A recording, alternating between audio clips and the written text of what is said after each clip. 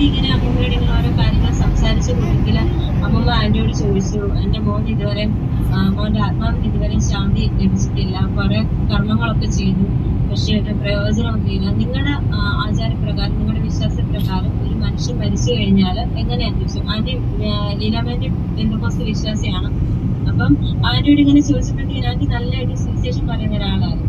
Anti ഇത് കേട്ട ഉടനെ ആന്റിയുടെ കയ്യിൽ എപ്പോഴും ഒരു ബൈബിൾ കാണും, എവിടെ പോയാലും ബൈബിളാണ്. അപ്പം ബൈബിൾ എടുത്തിട്ട് ഞങ്ങളോട് വന്ന് ബൈബിളിൽ നിന്ന് ഓരോ കാര്യങ്ങൾ ഞങ്ങൾക്ക് പറഞ്ഞ് മനസ്സിലാക്കി. നമ്മുടെ വിശ്വാസ രീതിയിൽ ഒരു മനുഷ്യൻ മരിച്ചു കഴിഞ്ഞാലുള്ള കാര്യങ്ങളെല്ലാം ആന്റി ഡീറ്റെയിൽഡ് ആയിട്ട് ഞങ്ങൾക്ക് പറഞ്ഞു.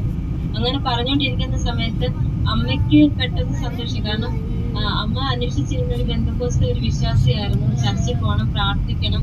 അത് പ്രാർത്ഥിച്ചുകൊണ്ടിരിക്കുമ്പോൾ ആന്റിയെ കാണും. അപ്പൊ അമ്മ പെട്ടെന്ന് ആന്റിയോട് ചോദിച്ചു, ആന്റി ഇവിടെ അടുത്ത് എവിടെയാ ചർച്ച്, എനിക്ക് വരണമെന്ന് പറഞ്ഞു. അപ്പൊ ആന്റി വിചാരിച്ചു ഏതെങ്കിലും ഒരു സമയത്ത് അമ്മയ്ക്ക് പോകാൻ വേണ്ടിയിട്ടായിരിക്കും. ആന്റി പറഞ്ഞു വരുന്ന സമയത്ത് പറഞ്ഞാൽ മതി, ഞാൻ പറഞ്ഞു